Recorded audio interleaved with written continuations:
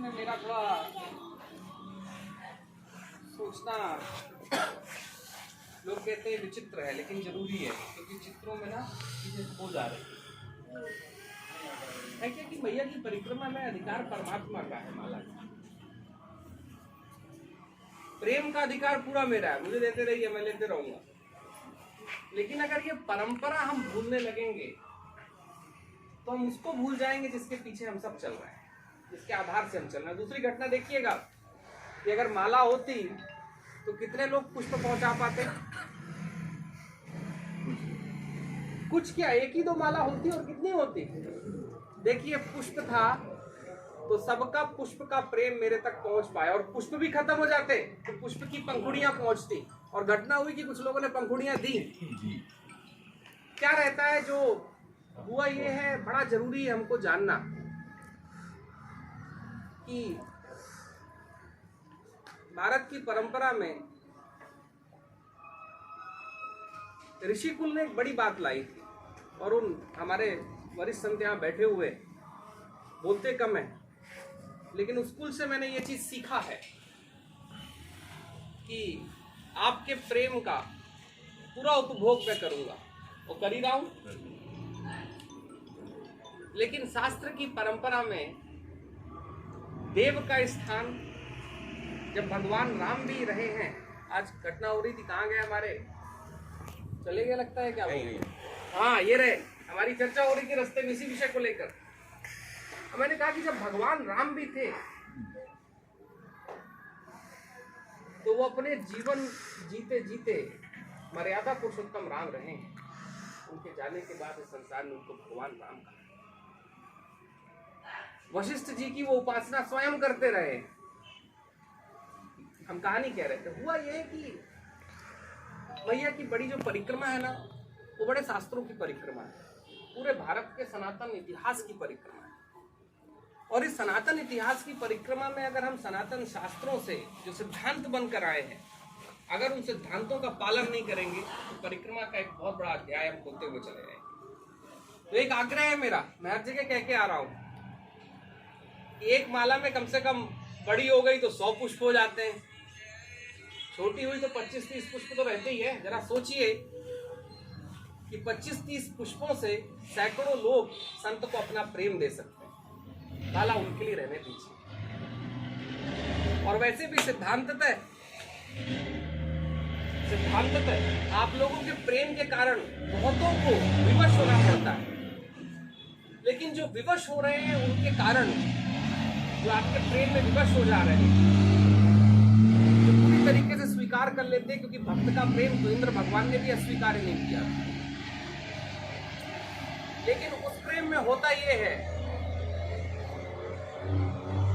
कि कई बार प्रेम की बारीकियों से कहीं सिद्धांत जुदा हो जाता है, और सिद्धांत बचे, शास्त्र बचे।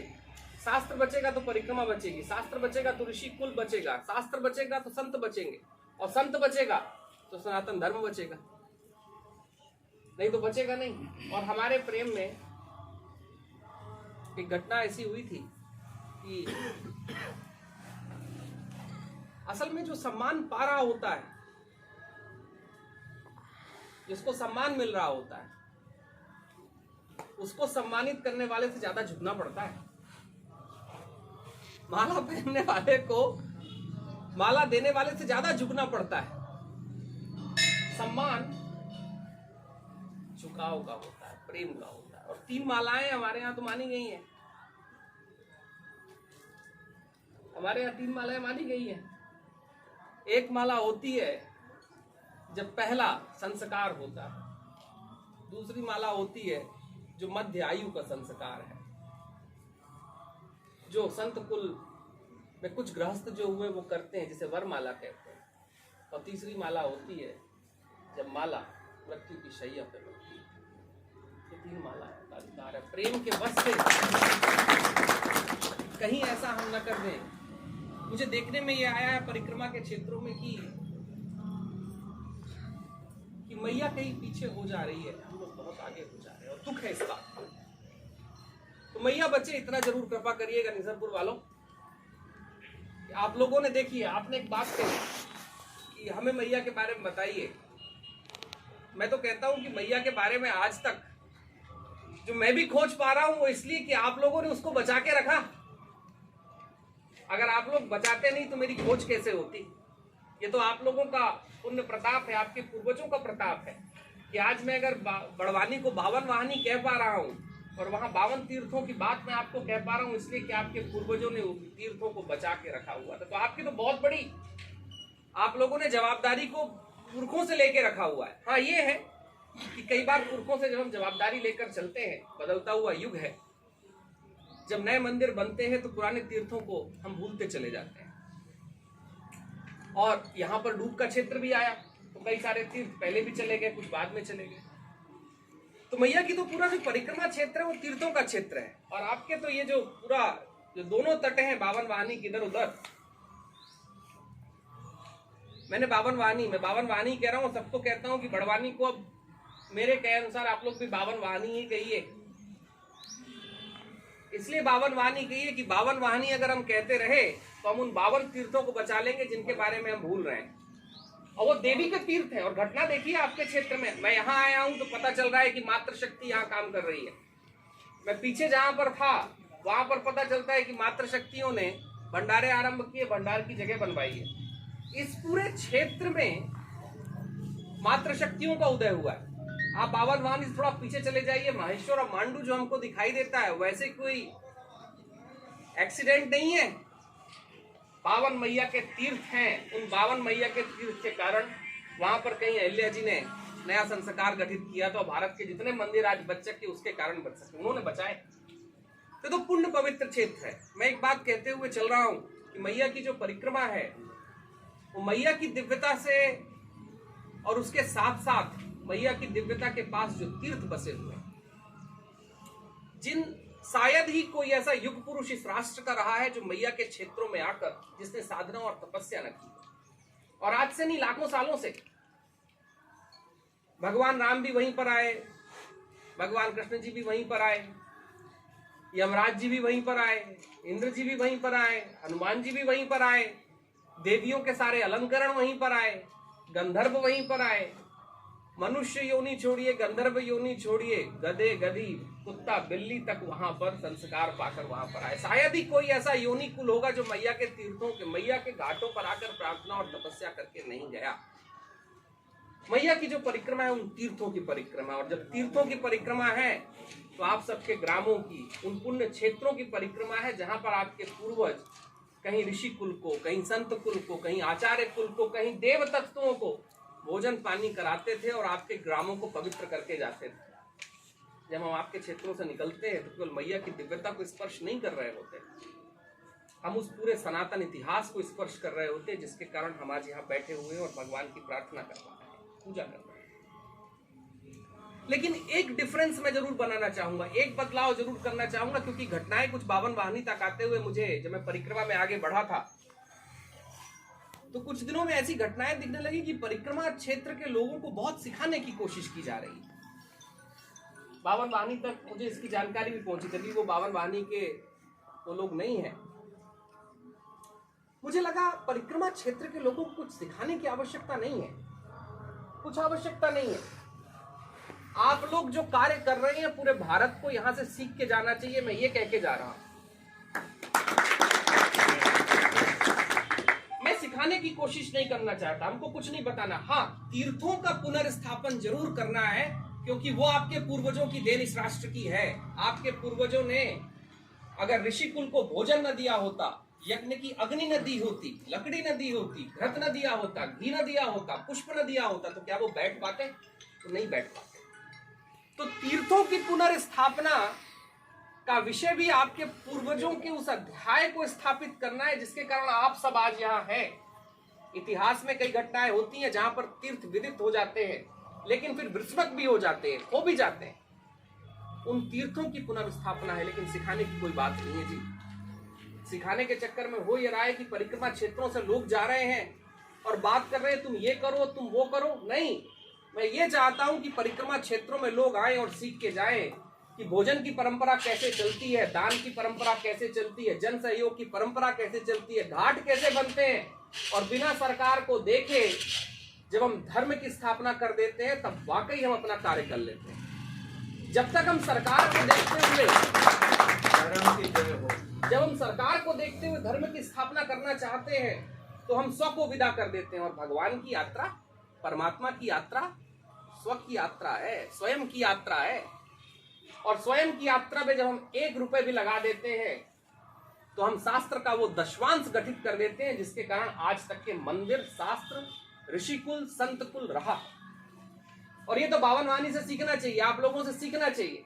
तो मैं सिखाने नहीं आया, और जो सिखाने आए, मैंने 52 वाणी के लोगों को एक व्रत लिया था और उनसे कहा था, मैंने वहां के जवान बच्चों से मैंने कहा था कि अगर मेरे पीछे, मेरे आगे, मेरे बाद अगर कोई आपको सिखाने के लिए आए तो आप मेरा नाम लीजिएगा और कहिएगा कि नागपुर से कोई आए थे और वो कह के गए थे कि हमको सिखाने के पहले आप हमसे सीख के जाइए।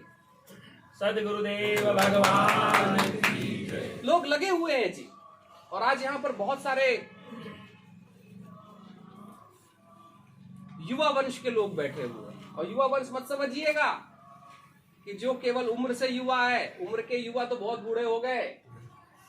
युवा वो है जिसके पास आज भी नूतन करने की, नया करने की, कुछ नया घटित करने की जिसके पास परंपरा है, वो युवा है। नहीं तो बहुत ऐसे युवा है कुछ करना ही नहीं चाहते, वो मेरे लिए बूढ़े हो गए। आप लोग बैठे हुए जो युवा वंश से हैं, युवा कुल से हैं, मेरे देखने में आया, लोग आते हैं और मैया के आसपास मैया की गंदगी हटाओ। अरे मैया की गंदगी नहीं, पहले मैया की दिव्यता तो बताओ। मैया की गंदगी तो आप हटाते ही रहे हैं जी।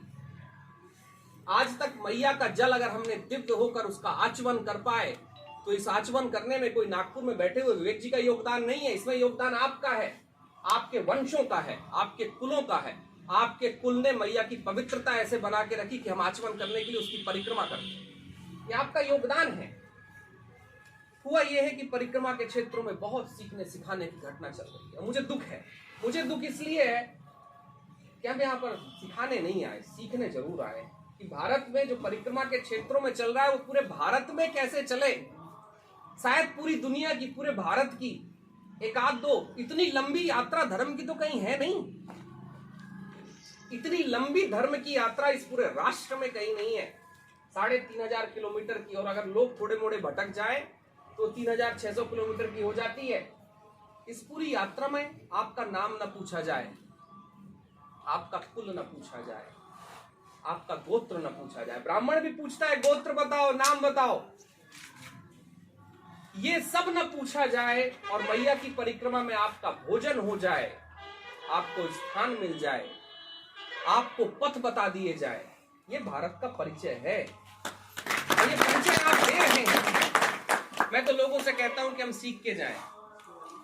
हम 2 ही 3 चीजें सीख के जाएं यहां से कि अगर 3500 किलोमीटर में मैया के दिव्य क्षेत्रों में अगर ये दिव्यता और धर्म प्रकट हो सकता है तो भारत में क्यों नहीं हो सकता? क्यों नहीं हो सकता कि केदारनाथ जी की जब लोग यात्रा करें, हरिद्वार से लेकर केदारनाथ की, तो जेब को हाथ ना लगाना पड़े? क्यों ऐसा ना हो कि वहां पर अन्य क्षेत्र चलते रहे, वहां कोई रेस्टोरेंट में नहीं जाए, कोई ढाबे ना दिखाई दे? मेरे ख्याल से शायद ही कोई ऐसा परिक्रमावासी होगा जो ढाबों में बैठकर भोजन करता होगा। अगर भोजन पा रहा है तो मुझको लग रहा है कि परिक्रमा के क्षेत्रों का परिचय प्राप्त नहीं कर पा रहा। शायद ही कोई ऐसा व्यक्ति होगा जो किसी होटल पे बैठकर, जिसने अगर चाय पी होगी और रुपया दिया होगा, तो मुझे इतना तय है कि ना वो होटल सनातन कुल का रहा होगा, ना वहां पर सनातन वंश की परंपरा रही होगी। नहीं तो परिक्रमा के क्षेत्रों में आपसे कोई रुपये मांग ले, यह संभव है। ये भारत का परिचय है। सद्गुरुदेव भगवान।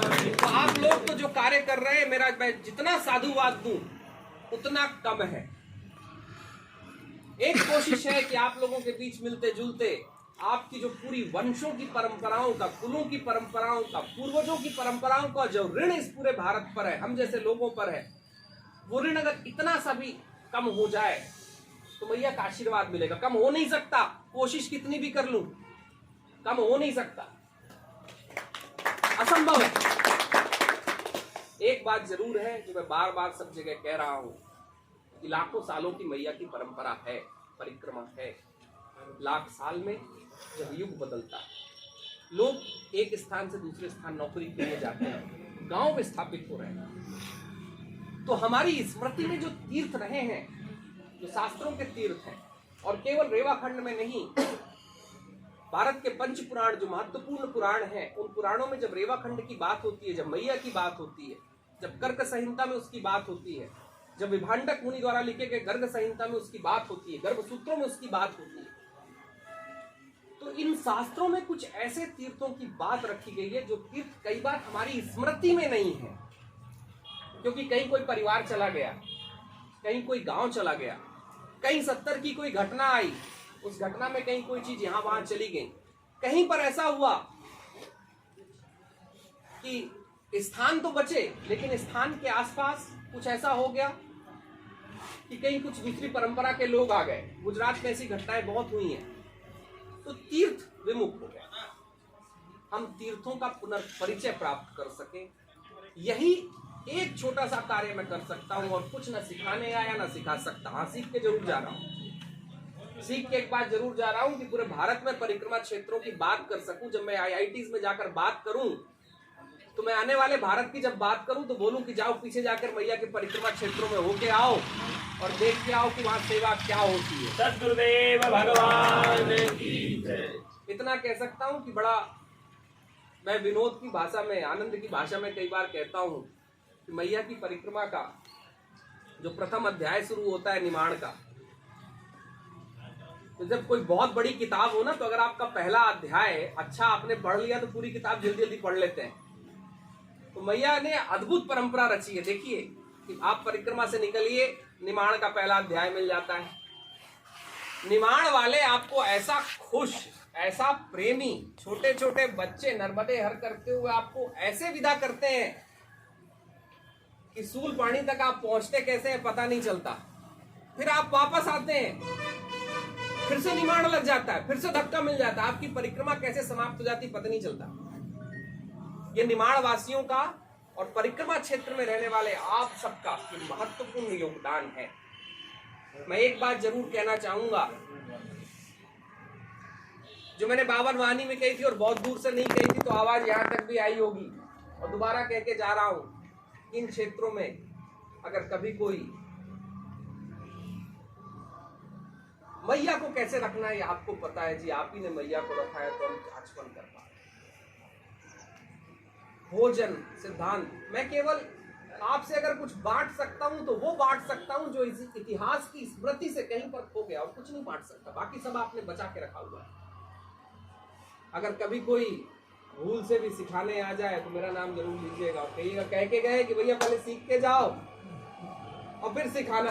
बोलिए नर्मदा मैया की जय, निमाण वासियों की जय। सद्गुरुदेव भगवान की